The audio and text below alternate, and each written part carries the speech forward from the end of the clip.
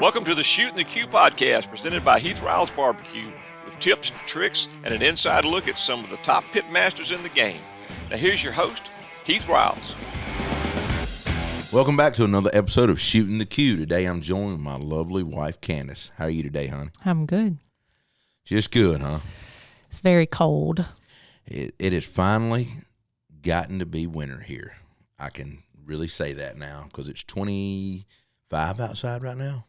I don't know. My truck said like 20-something on the way here this morning. So, yeah, it's in the 20s. Cold. I need on some long johns today. I'm freezing. It's not that cold in here. It is to me because my desk is by this glass window, and I do tend to get a little chills. Get you an electric blanket. I about need something for sure.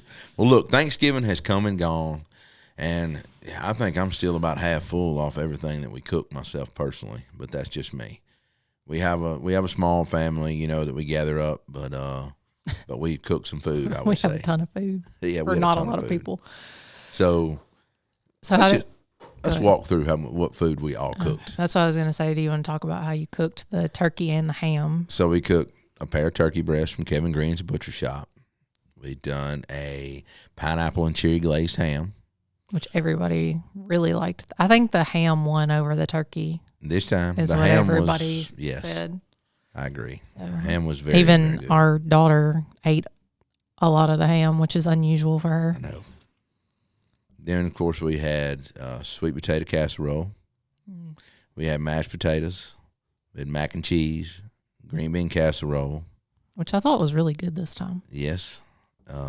Dressing, stuffing, whatever everybody calls it. Ours is dressing, though, because we're not stuffing it anywhere. What else did we have? English peas. Yes. Yeast rolls. Yes. We don't. So our family doesn't have any kind of corn because you and both my parents have diverticulitis, so no corn for us. No. Cranberry sauce out of a can, if that counts. 5-cup salad. Yeah, the 5-cup salad that my grandmother used to make that it's mainly for you and my mom. You are the only ones that eat it. It's good. But I make it. And I guess, is that it? I don't know. I'm trying to think. That may be all the main stuff. Well, you made an hors d'oeuvre tray. You had pickles and olives and all that kind of stuff, cheeses and stuff like that. And then you, what'd you have? A chocolate pie, coconut pie, strawberry cake, pink cake. Yeah, our daughter says pink cake. And a carrot cake. A carrot cake. Yeah, I didn't eat any of the carrot cake. Never did. It was all right. It was all right. It was different than other carrot cakes I've had in the past. Yeah. It wasn't bad. It was just different. It was good. Well, now we're not far from gearing up for Christmas coming up. Now Thanksgiving's over. And so my question is, we normally do a traditional meal again. Yes. On Christmas. But on Christmas Eve, we usually do something a little bit different. We've done it a few ways. We've done prime ribs. We've done beef tenderloins. We've done fillets, sliced baked potatoes. We put a spin on it. And sometimes we've done simple sandwiches and snack trays. Yeah. Just to, because we're just so busy hanging out and stuff like that. So we're still kind of undecided of what we're doing there, I think, at the moment, of what we're doing for that dinner. Sure, it'll be up to you. I'm sure it will be up to me. And because if we make a decision and you don't like it, you'll just complain. So I'm not complaining. I'll change it and cook something else that I like to eat. Maybe call up my boy Kevin down at the butcher shop and see what we got. I feel like some beef for Christmas Eve. Sure, we probably have some in the freezer if I had to guess. I don't know. I'm out of tenderloin.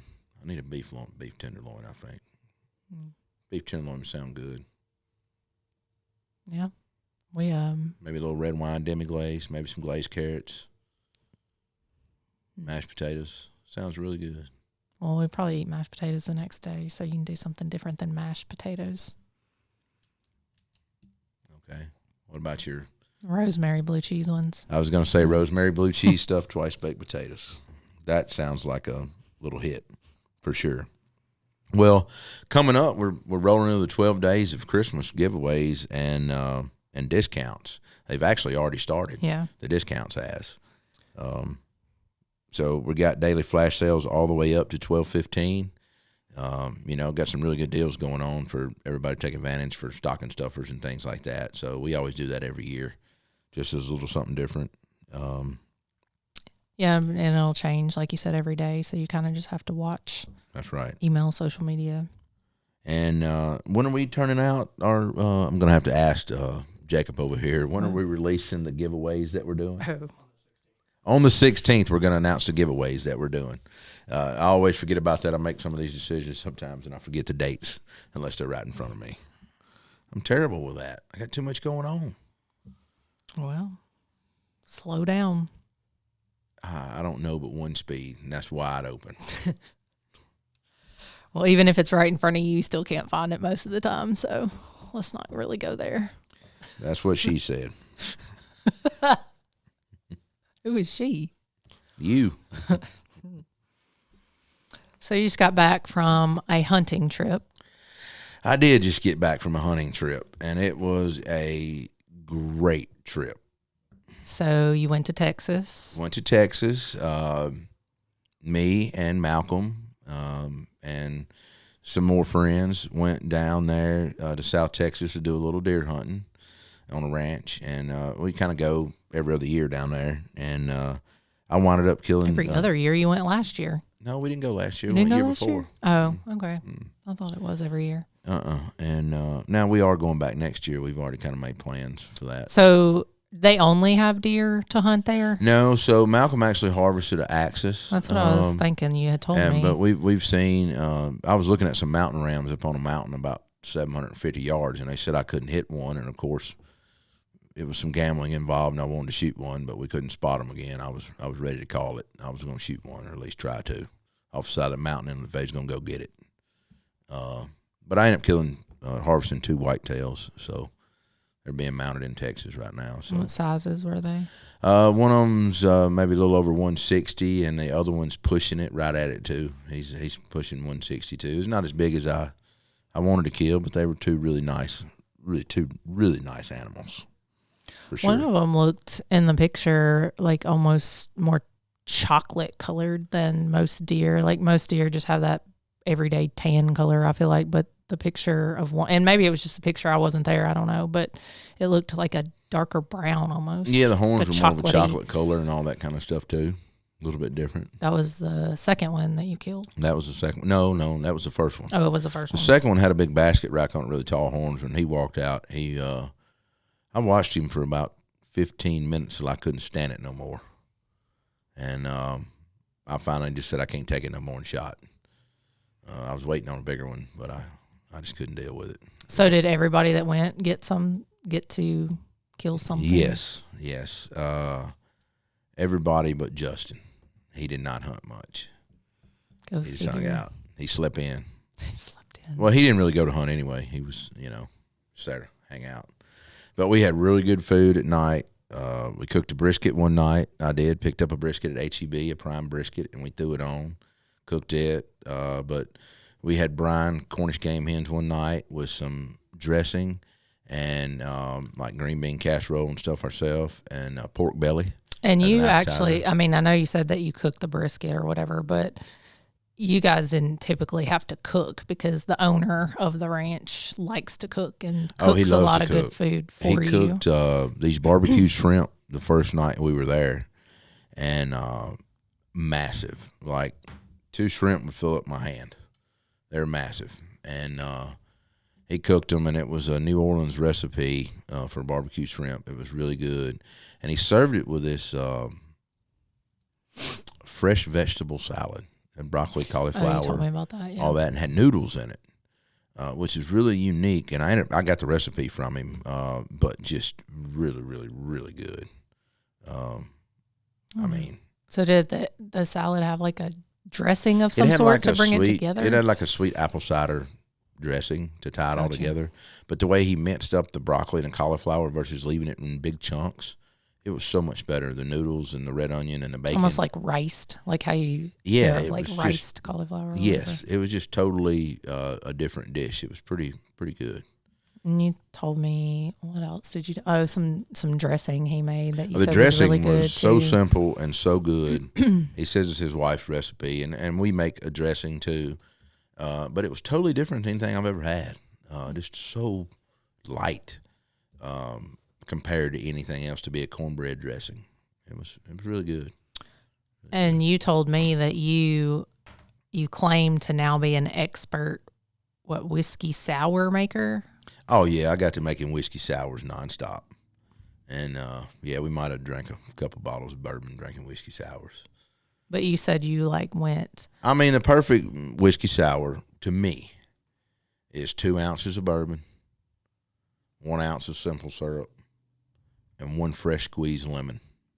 Shake it up, add ice, an egg white, reshake, strain over ice.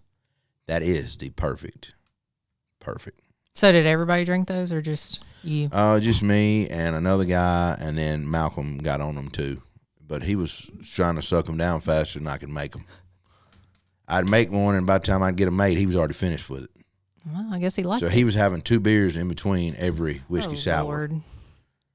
That was kind of the rule of thumb. He had 2 beers. So you got to see Milcom, not Malcolm. Yeah, Milcom was there. Okay. Joking. That was a good time. Oh, it was a good time. Yeah, it was a really good time.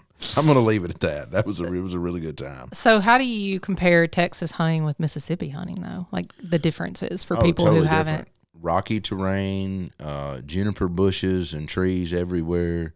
Kind of hard to hunt because, I mean, the deer were in rut out there, so they were chasing, and so they're not paying any attention to anything but the female, right? So you would spot one, and they wouldn't even pay any attention to you because they had their head down on the trail of a doe trying to find a doe to breed. Did you actually see any doe while you were there? Loads, yes. Oh, loads. But a lot of your deer had already paired up and were breeding by then, so we didn't see as many as we'd like to see, but we still seen a lot of deer. So did they kill doe at that place, or do they just keep them for like breeding purposes? You have to take out so many ever so often, but yeah. But the goal there is not to go shoot a doe. The biggest thing for them is shooting cull bucks, Yeah. which would be smaller, that they don't want breeding with the does. You only want your big bucks to breed with the does. You don't want smaller deer. So any smaller racks that are messed up, or any small 8 points that when they're 3 years old and they're not get bigger than an 8 point or anything like that, he wants it took. He only wants 10 points or bigger really breeding.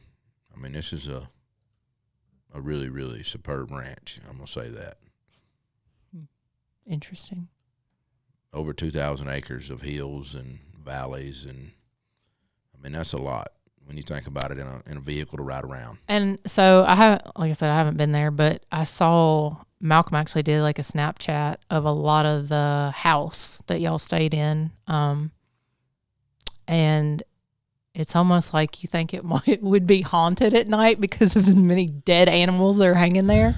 I mean, I know that's the goal and it's really cool, but it's literally like from ceiling to floor of animals. 50, all kinds. It's 50 by 100, 28 foot tall, full of animals in the main room. And it's not just like deer. It's like there's a bear rug. There's a zebra rug. There's multiple zebras and multiple rugs everywhere, all over.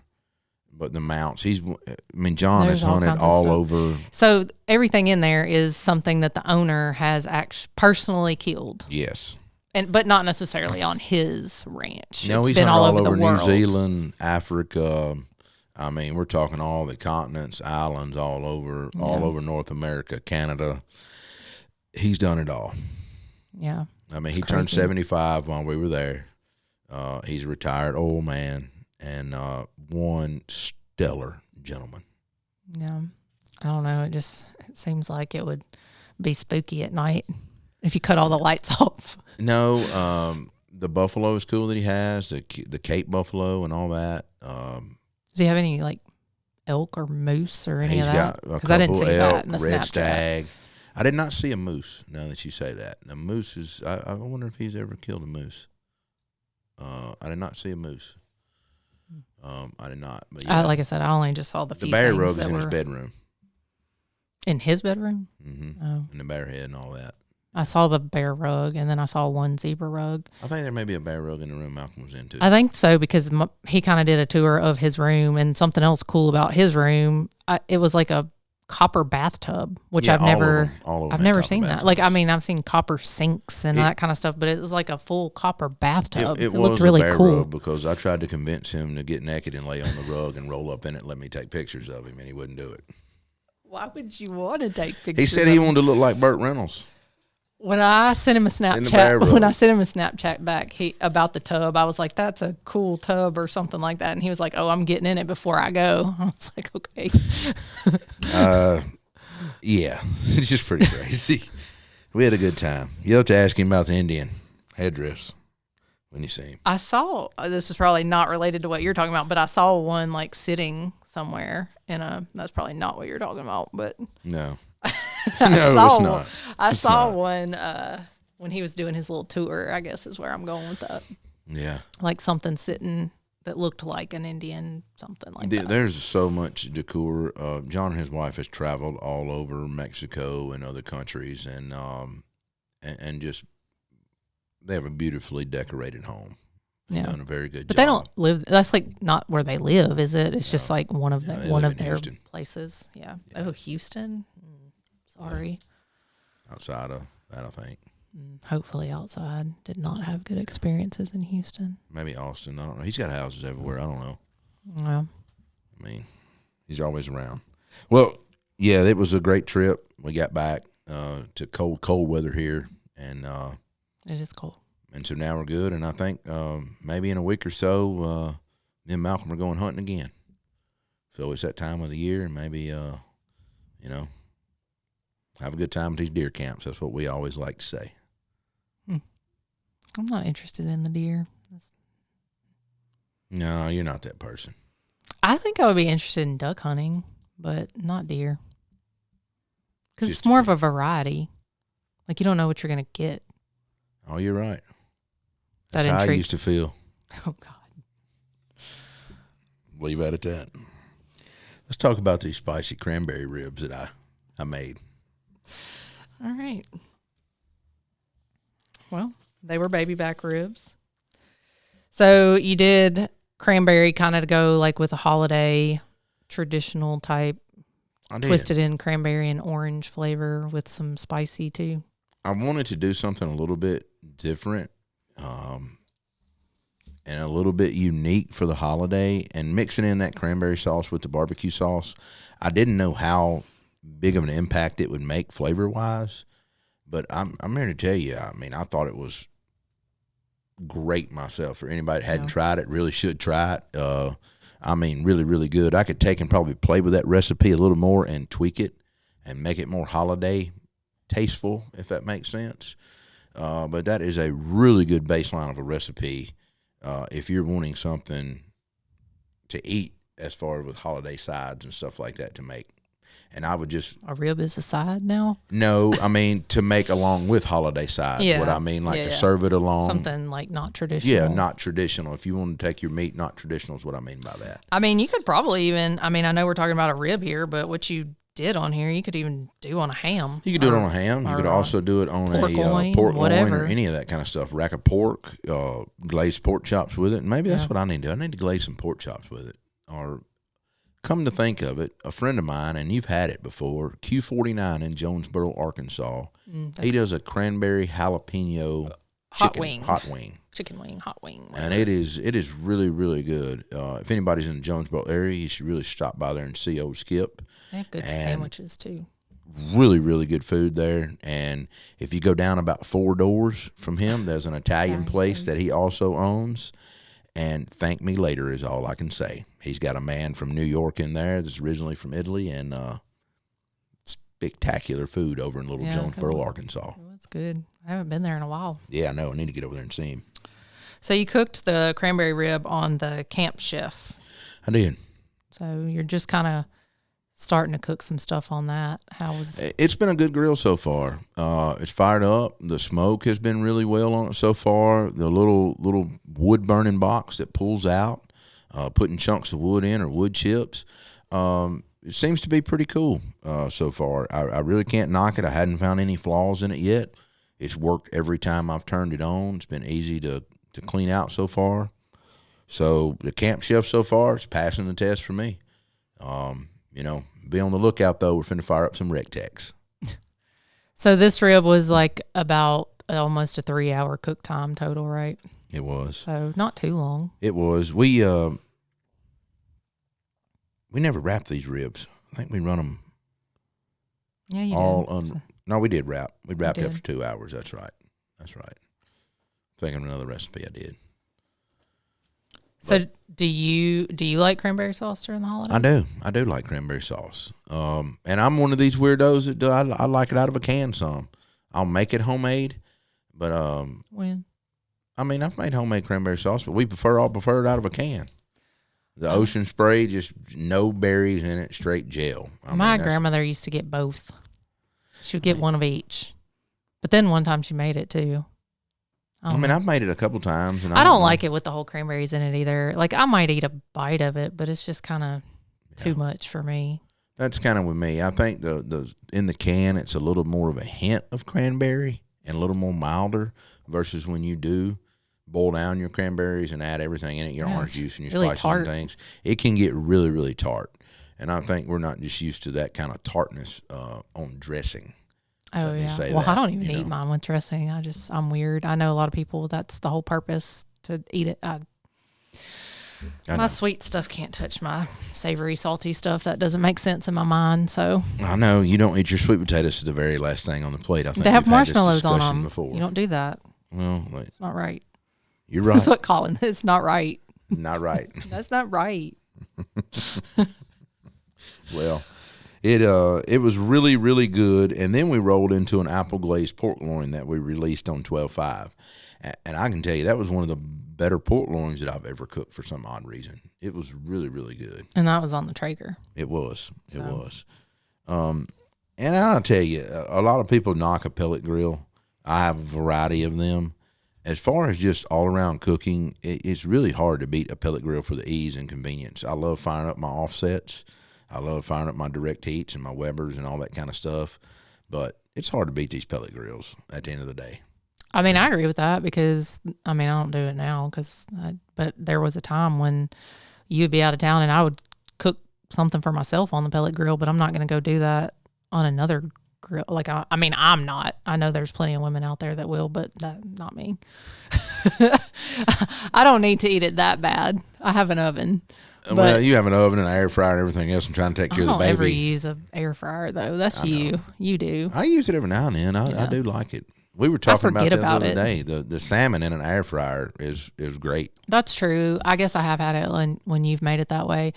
And we, down at our farmhouse, one of the ovens that we got, I think actually has an air fryer built in it, if I'm not mistaken. We haven't used that feature, the one on our side, the smaller oven. Why would you want an oven with an air fryer? I don't know. I'm just telling you it's there.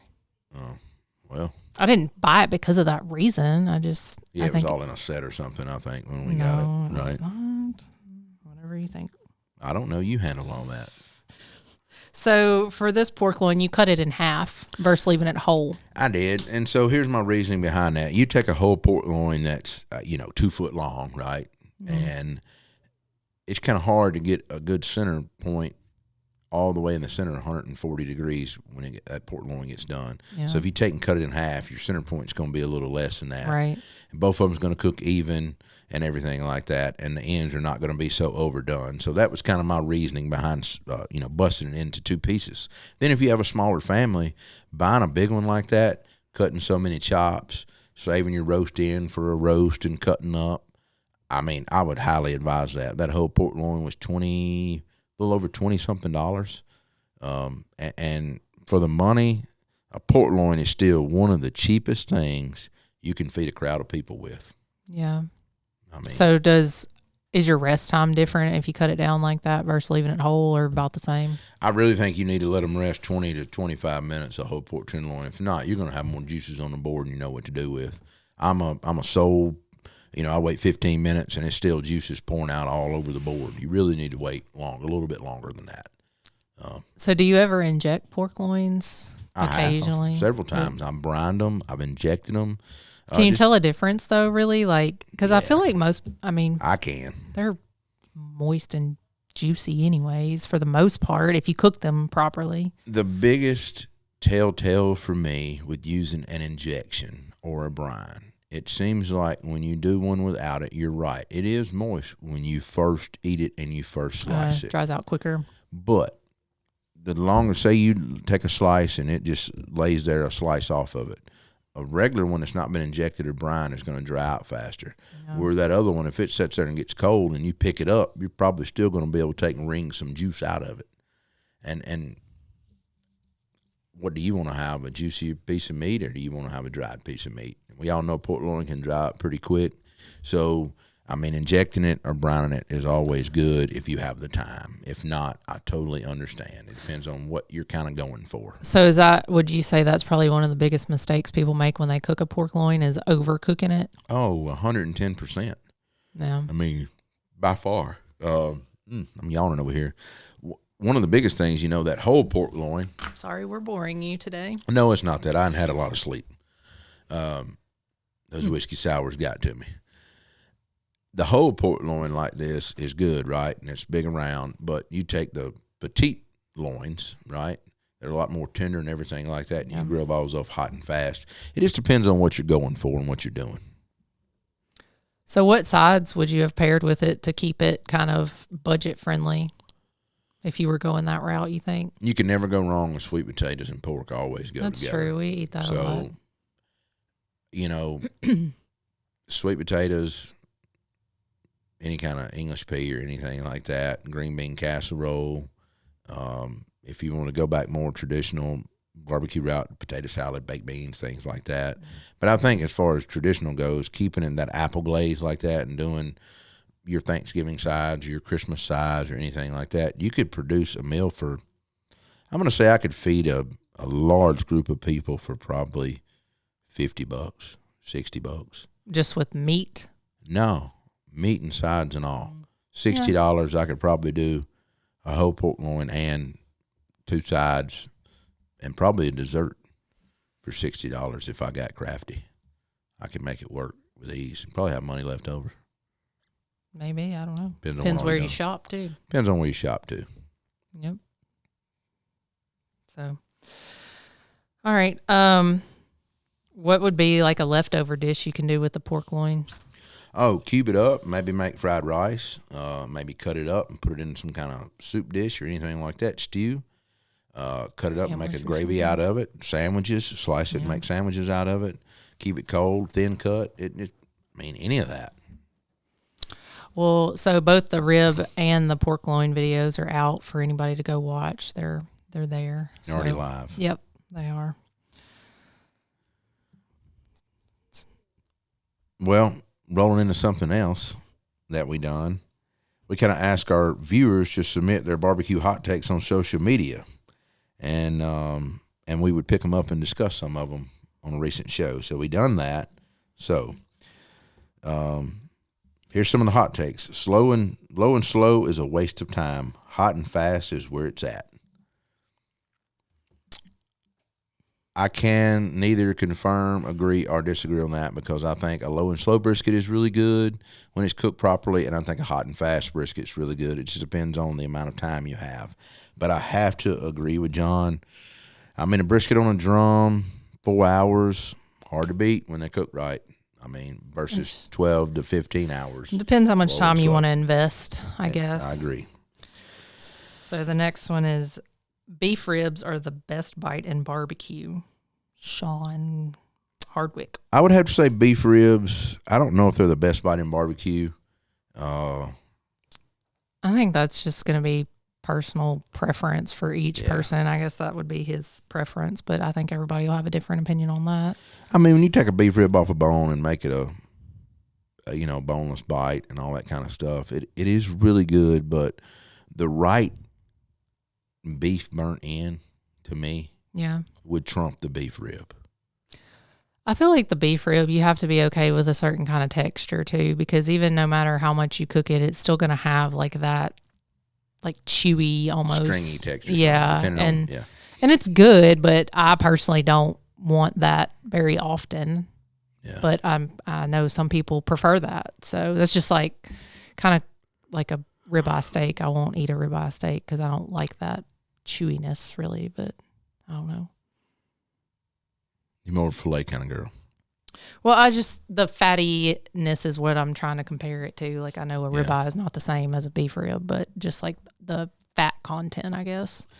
Well, I would have to disagree with Sean. I don't think beef ribs are the best bite in barbecue. I'd probably have to go with a really good burn in, but that's just me. I like pork belly too, but I don't know. I would probably agree with you because I feel like I always prefer brisket or beef over pork at this point. Now, someone else said barbecue on a Traeger is better than 90% of restaurant barbecue. I'm got to disagree with you on that one.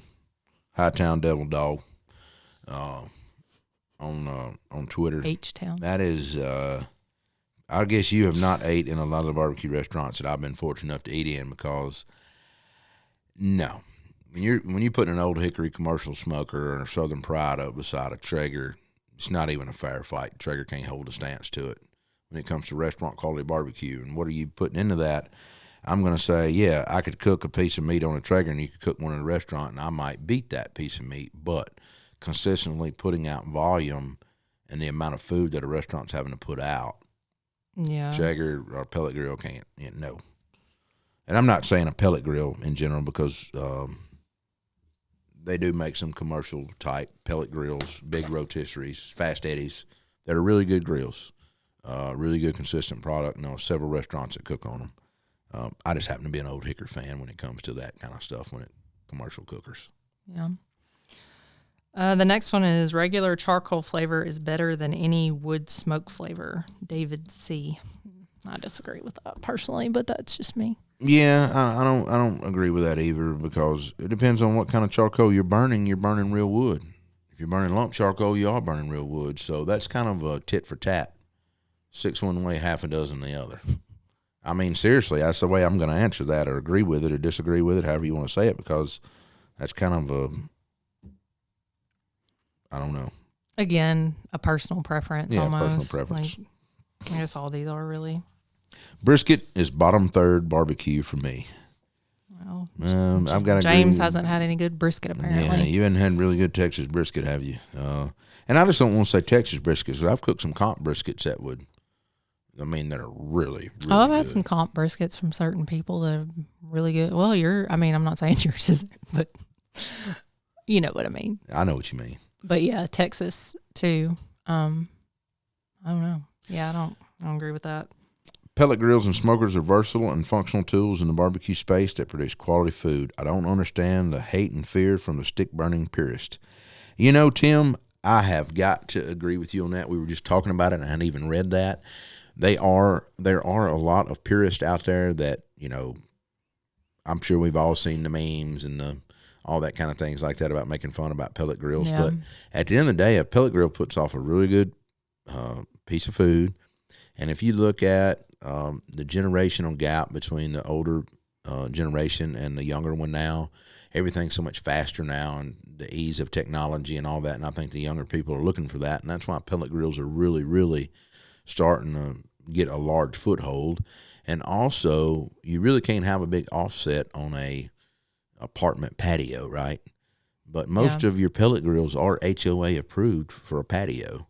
And so when you take all these things into consideration, it's kind of hard to beat the versatility of a pellet grill, where you can use it, how you can take it, and things like that. So I got to agree with Tim. Pellet grills do definitely have a place in barbecue, and it's not for everybody, just like a stick burner's not for everybody, but definitely barbecue's for everybody.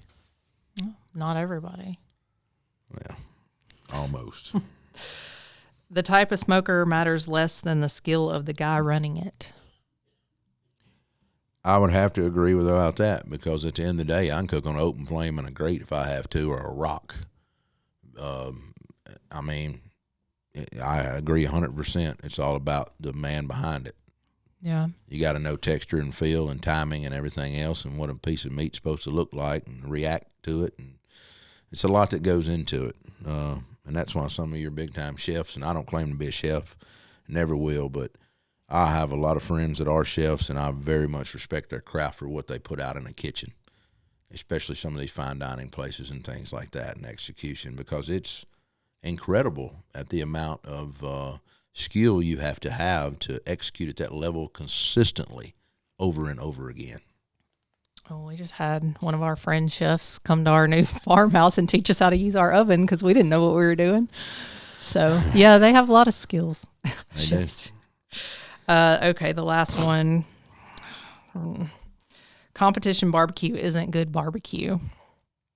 Clearly, you haven't had the right competition barbecue. You know, I don't really know how to take that comment. And what I mean by that is competition barbecue, you can't sit down and eat gobs and just plates of it. It's too rich. Yeah, too rich, and Sweet, the layering of flavors and everything like that. Competition barbecue is meant for that one bite. And that's why I say in my videos, I'm going to cook this rib competition style, right? I'm not doing everything 100% that I would do in a contest of that rib. Right. But flavor-wise, I'm imparting those flavors into it, right? And so it just depends on what you're going for. And I'll go back up to that top comment up there about purist. A lot of these purists are all salt and pepper people, and I love salt and pepper myself. But at the end of the day, there's nothing wrong with a little flavor either from a mixture. Yeah, I just don't feel like that's like a fair comment though, because like there's some competition barbecue out there that's some of the best stuff I've ever eaten, and I've watched people's faces and reaction taste your product and other people's product and say it's the best piece of barbecue that they've ever had. So I don't agree with that personally, but I mean, I'm with you. I don't agree with that either. I guess I would agree on the side, though. You couldn't sit down and eat plates of. Oh, no, I definitely agree with that. I mean, and neither, something else we've talked about, you can't produce it in mass quantities in a restaurant. Like, some, I mean, don't get me wrong, there are some restaurants out there that have some really great barbecue. And Clark. Yeah, I mean, but it's hard to truly produce like what you're putting out there for competition to go do that in the masses and serve that in a it's just, it would be overly expensive, and like it wouldn't be affordable to the end consumer. Because it's so, I mean, it just costs so much to make a piece of meat that way. Yeah. Unfortunately. Wow. Well, it's definitely a little bit different. Everybody has a lot of skewed opinions on comp barbecue versus regular barbecue, and pellet grills versus traditional grills, and everything like that. Who knows what the next fad will be in barbecue? What do you think it will be? I think live fire is becoming a big thing. I mean, I don't think that that's anything new. I think it's like, it's kind of how all these trends, they're trends, and then they go away and get forgotten about because something new comes along, but then we always end up back to where we used to be. Like, things go in circle. I just feel like the whole live fire, not that it's a fad, but I feel like it's coming back, and lots of people are trying to do that now. Yeah. And excelling at that, not trying to do it, but just it interests people, I guess. It is. It's about like the whole pizza crave the last couple of years. Yeah, and that's kind of fading away a little bit, maybe. I don't know. No, the whole Blackstone